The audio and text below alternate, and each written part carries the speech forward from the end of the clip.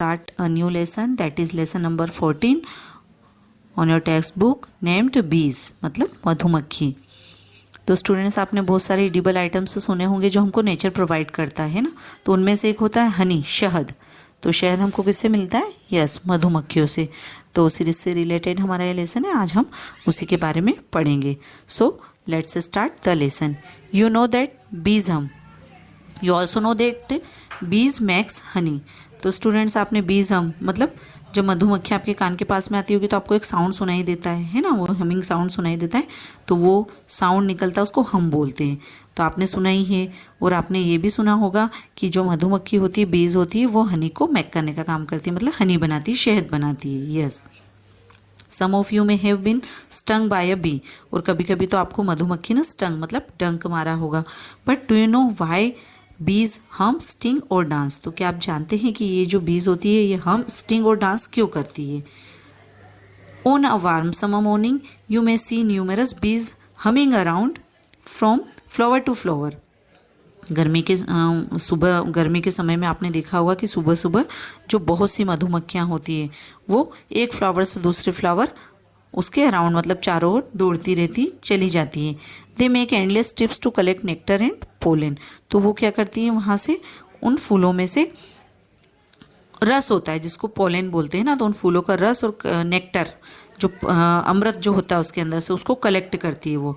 The collected nectar is taken to hive and changed into honey. तो ये जो nectar होता है, ये जो अमृत होता है, इसको पराग बोल सकते हैं, वो उसको किस में बदल देती है, फिर हनी में चेंज कर देती है, शहद में। Bees work very hard to make honey. तो ये जो मधुमक्खियाँ होती है बहुत ही हार्ड वर्क करती है हनी को बनाने में, है ना। अ बी हाइव में look like a cluster of bees sitting together in a hundreds, but it is not so. आपने मधुमक्खी का छत्ता देखा होगा, ठीक है ना। तो कैसा दिखता है कि मान लो उसमें हंड्रेड्स मतलब बहुत सारी मधुमक्खियाँ बैठी हुई दिखाई देती है, क्लस्टर पूरा बंच होता है उसका। बट ऐसा नहीं होता। Each bee hive is a highly organize unit. तो जो भी मधुमक्खी का छत्ता होता है उसका एक अलग ही ऑर्गेनाइजेशन होता है, उसका अलग ही बनने का तरीका होता है, बनाने का, है ना। लगता है ऐसा हमको मधुमक्खियाँ उसमें बैठी है, बट वो नहीं होती हैं। There is a queen bee in each bee hive. तो जितने भी मधुमक्खी का जो बी हाइव छत्ता होता है उसमें एक क्वीन मतलब रानी मधुमक्खी होती है। देयर आर न्यूमरस मेल बीज कॉल्ड ड्रोन्स। उनमें से नर मधुमक्खी होती है बहुत सारे, जिनको ड्रोन्स बोला जाता है। दे आर वर्कर बीज, और वो वर्कर मतलब श्रमिक होते हैं। Hive can not have more than one queen bee. एक हाइव में एक ही रानी मधुमक्खी होती है, उससे ज़्यादा नहीं होती है। The queen can be recognized by her shape and size. तो जो रानी मधुमक्खी होती है वो उसके शेप और साइज से अलग से पहचान में आ जाती है। She can lay up to 3000 eggs a day which is about 10 eggs every 5 minutes. तो स्टूडेंट्स, आप जानते हैं कि जो रानी मधुमक्खी होती है वो एक दिन में कितने 3000 एग्स मतलब 3000 अंडे देती है। मतलब अगर हम 5 मिनट का काउंट करें, निकालें, तो 5 मिनट में वो 10 अंडे देती है। The workers bee are builders and repairs, cleaners and honey collectors, feeders and nurses. तो जितनी भी वर्कर्स श्रमिक मधुमक्खी होती है वो उनका काम क्या होता है? बिल्डर्स, है ना, हाइव को बनाने का काम, उसको रिपेयर मरम्मत करने का काम, उसको क्लीनिंग करने का काम करते हैं वो। और कुछ उसमें से मधुमक्खियाँ जो होती है हनी कलेक्टर्स मतलब हनी को लाने का काम करती है।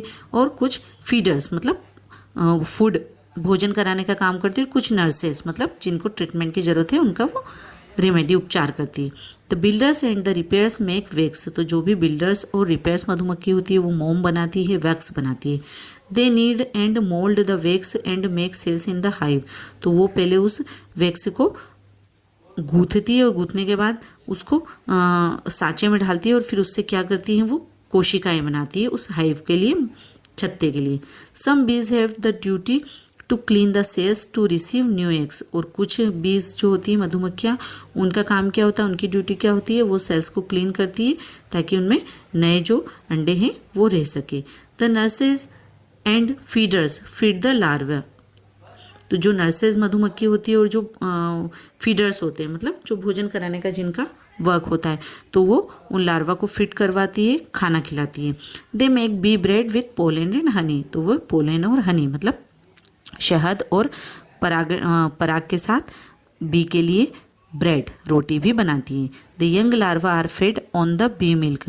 तो जो यंग लार्वा होता है, एक प्रोसेस होती है लार्वे की, है ना, तो ये मिल्क पीकर बड़ा होता है, वो उसका मेन फीड होता है, भोजन होता है। Each bees has to perform all this duties during its life time. तो ये जितना भी काम होता है हर मधुमक्खी मतलब ईच बेस परफॉर्म करती है, पूरे अपने लाइफ टाइम में ये सारा वर्क परफॉर्म करती है।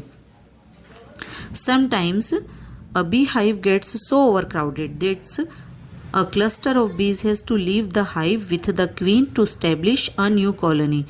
कभी कभी क्या होता है कि जब उस बी हाइव में बहुत ज़्यादा भीड़ हो जाती है, बहुत ज़्यादा मधुमक्खियाँ हो जाती है, क्लस्टर यानी ग्रुप होता है मतलब, तो बहुत सारी मधुमक्खियाँ जब हो जाती है तो वहाँ से कुछ मधुमक्खी रानी मधुमक्खी के साथ दूसरी जगह चली जाती है और अपनी एक न्यू कॉलोनी को फॉर्म कर लेती है, बना लेती है। This is called swarming. तो इस प्रोसेस को क्या बोला जाता है? Swarming. Before finding a suitable spot for a new hive the swarm settle down on a branch on of a tree. लेकिन जब तक उनको कोई नई सुटेबल प्लेस नहीं मिलती है तो तब तक ये पूरा स्वार्म मतलब एक मधुमक्खियों का पूरा झुंड एक ट्री की ब्रांच पर, शाखा पर बैठ जाता है। सम of the bees form a search party and fly of the find a new spot. तो उनमें से कुछ मधुमक्खियाँ जो होती है वो नई जगह को ढूंढने के लिए उड़ जाती है, सर्च करने के लिए। Once the spot has been located they fly back to the swarm. तो फिर वो जब पूरा स्वार्म, उसके बाद जब वो उस स्पॉट को अगर वो लोकेट कर लेती है, ढूंढ लेती है, तो वहाँ पर पूरा स्वार्म रहने के लिए चला जाता है झुंड। And then a dance begins.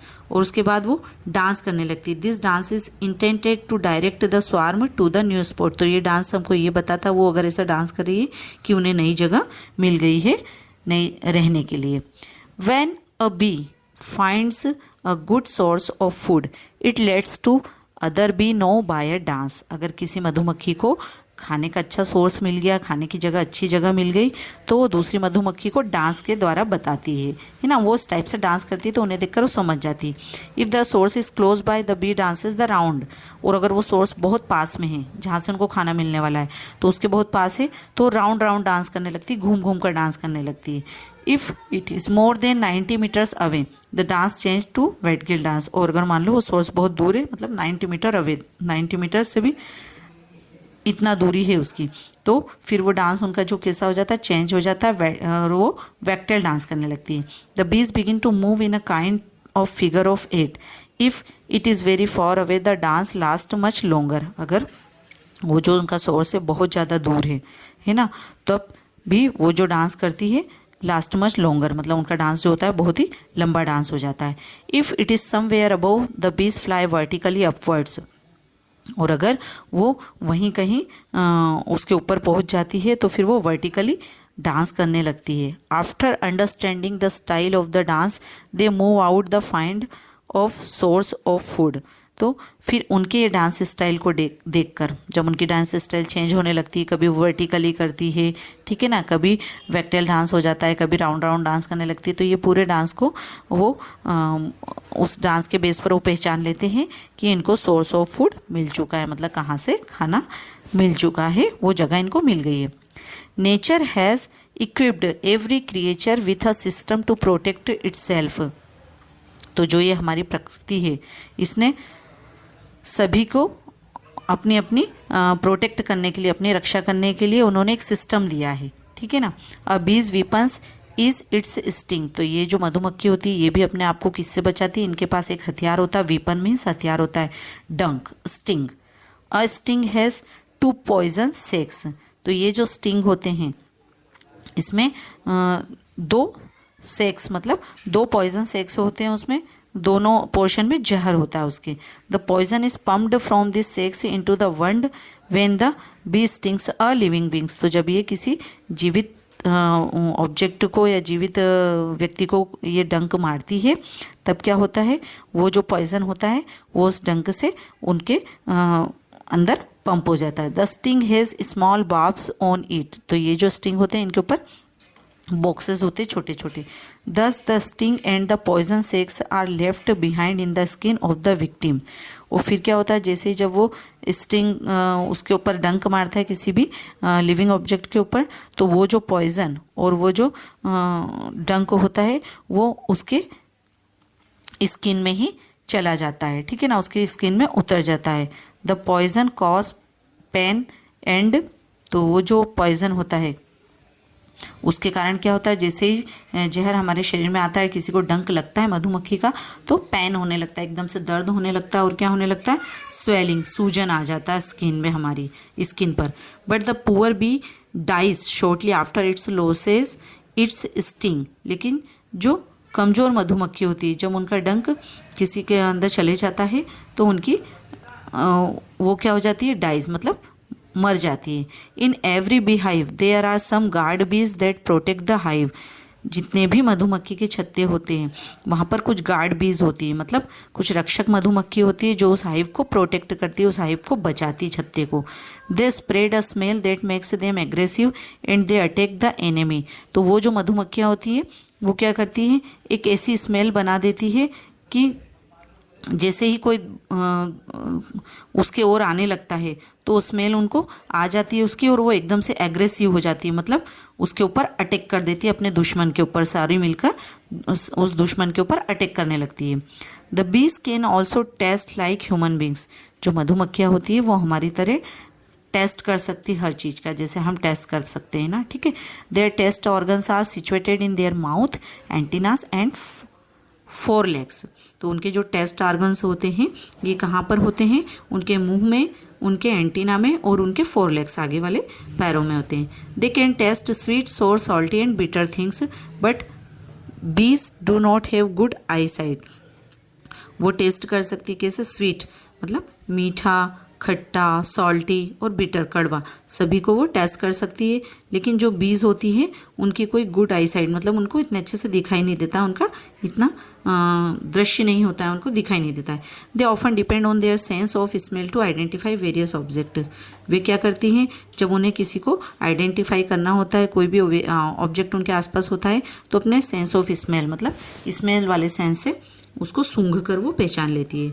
The humble little बीज is actually a clever insect, तो ये जो विनम्र मधुमक्खी होती, छोटी मक्खी होती है मधुमक्खी, वो बहुत ही क्लेवर मतलब एक चतुर कीट होती है। It is a social and lives in a large community, ये एक सामाजिक और एक बड़े समुदाय में रहने वाली रहती है। द बीज of a hive live in harmony, और ये बहुत ही सद्भावना के साथ रहती है छत्ते में। They are hard working and dutiful, ये बहुत ही हार्ड वर्किंग और कर्तव्यनिष्ठ होती है, मतलब बहुत ही हार्ड वर्किंग, कठोर परिश्रम करने वाली और बहुत ही कर्तव्यनिष्ठ होती है।